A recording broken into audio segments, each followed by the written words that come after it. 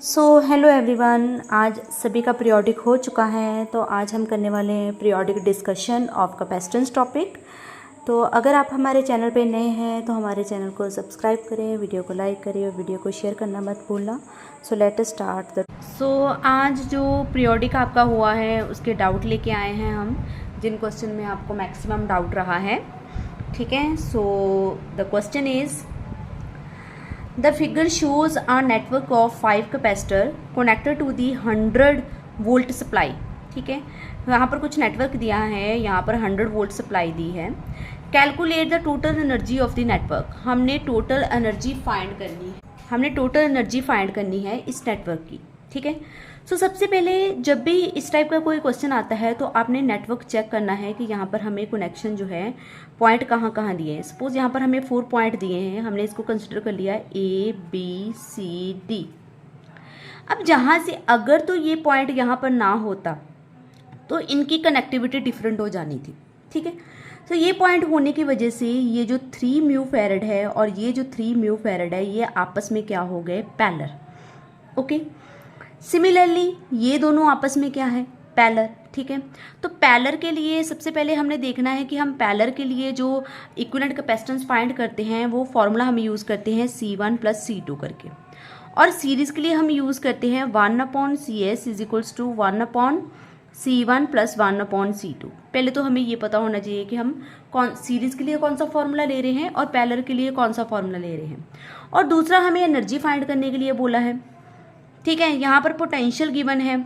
ठीक है, और कैपेसिटेंस आपकी आएगी, चार्ज गिवन नहीं है।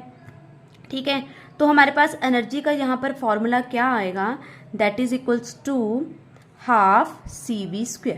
ओके, तो ये फॉर्मूला हम लगा के यहाँ पर सॉल्व कर सकते हैं। पहले हमें क्या फाइंड करनी पड़ेगी, C फाइंड करनी पड़ेगी, इक्विवेलेंट कैपेसिटेंस इसकी फाइंड करनी पड़ेगी। तो सबसे पहले अगर देखें ये दोनों आपस में क्या हो गए, पैरेलल, और ये दोनों आपस में क्या हो गए, पैरेलल।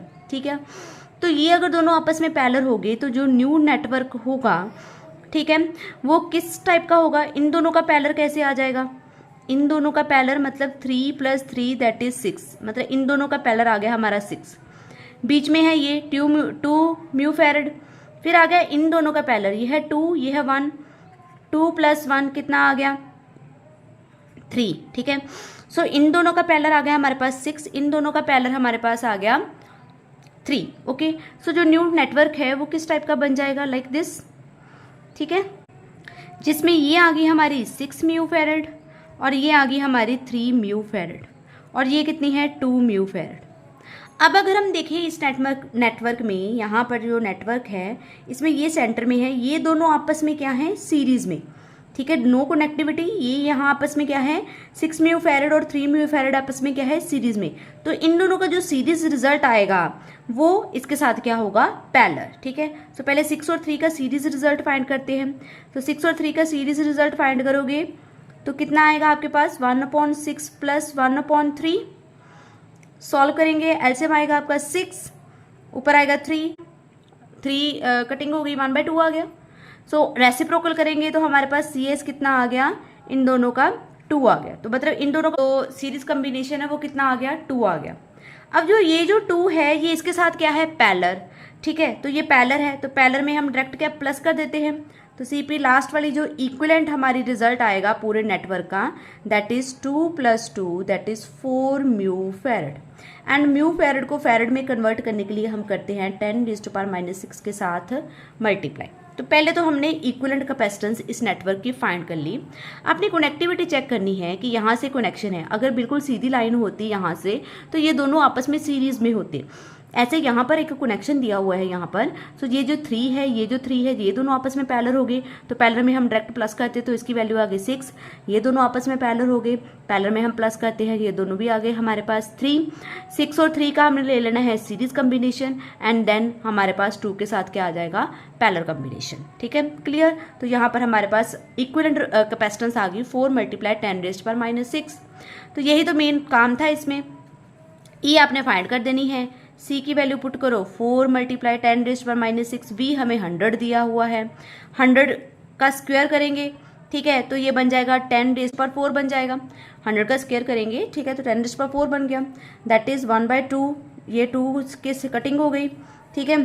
तो हमारे पास कितना रिजल्ट आया, 2 मल्टीप्लाई, ये पावर सॉल्व होगी 10⁻⁻2 जो है जॉल में हमारा आंसर आ गया। So this is a final result. So इतना सा काम था, पहले आपने नेटवर्क सॉल्व करना था, after that you find the energy. So the next problem is the capacitor is made of a flat plate of area A and second plate having stair like structure. यहाँ पर आपको कुछ ऐसे network दिया है, ठीक है, इसी अकॉर्डिंगली आपने देखना है कि ये नेटवर्क है और ये 2 पैरेलल प्लेट है। उसमें एक प्लेट तो बिल्कुल स्ट्रेट है और पॉजिटिवली चार्ज है, और जो दूसरी प्लेट है उसमें एक प्लेट है फ्लैट और जो दूसरी है वो कैसी है, स्टेयर शेप। ये क्या बने हुए हैं यहाँ पर, स्टेयर, ये फ्लैट है, ये कैसे स्टेयर बने हैं और उसका डिस्टेंस कितना है यहाँ पर d। मीन्स ये जो डिस्टेंस है बढ़ता जा रहा है, पहले डिस्टेंस है d, बाद में d बढ़ गया, d प्लस डी आ गया 2d। अगर हम यहाँ देखेंगे तो डिस्टेंस बढ़ गया, कितना हो गया, d प्लस d मतलब 3d। ठीक है, तो यहाँ पर 3d डिस्टेंस बन रहा है। ओके, सो हमने इसकी जो है, if the width of each stair is a/3 and height is d, मतलब डिस्टेंस जो है इसका d है, फाइंड द कैपेसिटेंस। हमने कैपेसिटेंस फाइंड करनी है। That is very easy question. बिल्कुल आपने सिर्फ डायग्राम देख के ही आप डर गए कि पता नहीं क्या है क्वेश्चन में, तो आपने C लेना है। C का फॉर्मूला हमें पता है ε0 A/d है। ठीक है, A हमें दे दिया है a/3। ठीक है, जब आप C1, इस पॉइंट के लिए आप C1 फाइंड करोगे, 3 पार्ट में डिवाइड है, यहाँ पर C1 आ जाएगी, यहाँ पर C2 आ जाएगी, यहाँ पर C3 आ जाएगी। पहले जब हम C1 फाइंड करेंगे तो ये आ जाएगा ε0 A/3d, क्योंकि A हमें कितना दिया है, a/3, ये आ गया सिंपल। जब हम C2 फाइंड करेंगे, C2 में ε0 A3 तो आएगा ही आएगा क्योंकि सभी में a/3 है। ठीक है, ये जो d है, अब d कितना बढ़ गया, d इतना डिस्टेंस d है, इतना और बढ़ गया डिस्टेंस, d प्लस d कितना हो गया, 2d। तो ये आ गया हमारे पास ε0 A/6d। सिमिलरली जब आप C3 फाइंड करोगे तो ये आएगा ε0 A/3 इंटू, ये डिस्टेंस कितना बढ़ गया, d इतना, ये भी d, ये भी d, ये भी d, कितने हो गए, 3d। तो ये आ गया into 3d, that means ε0 A/9d। Okay, so अब हमने क्या करना है, टोटल कैपेसिटेंस इसकी फाइंड करनी है।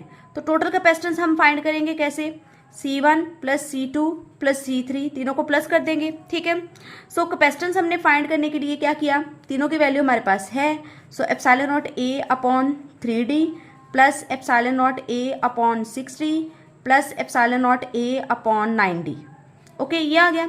देन जो कॉमन है कॉमन निकाल दो, और 1/3 प्लस 1/6 प्लस 1/9 को हम कर देंगे सॉल्व। तो यहाँ पर आ जाएगा इसका एलसीएम, दैट इज एलसीएम कितना आएगा, दैट इज 18। यहाँ आ जाएगा आपके पास 6 प्लस 3 प्लस 2।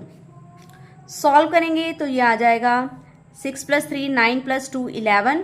सो 11 ε0 A/ ये 18 है d। सो ये आपका फाइनल रिजल्ट होगा फॉर दिस नेटवर्क। ओके, तो ये दोनों क्वेश्चन आप लोगों को टफ लगे थे। ठीक है, आगे और भी जो क्वेश्चन है वो मैं डिस्कस करूँगी, लेकिन आज के लिए बस इतना ही। ठीक है, तो आई होप आपका सभी का पीरियोडिक अच्छा गया होगा। Thank you so much. Channel में नए हैं तो हमारे चैनल को सब्सक्राइब करें, वीडियो को लाइक करें और शेयर ज़रूर करें। Thank you and bye bye.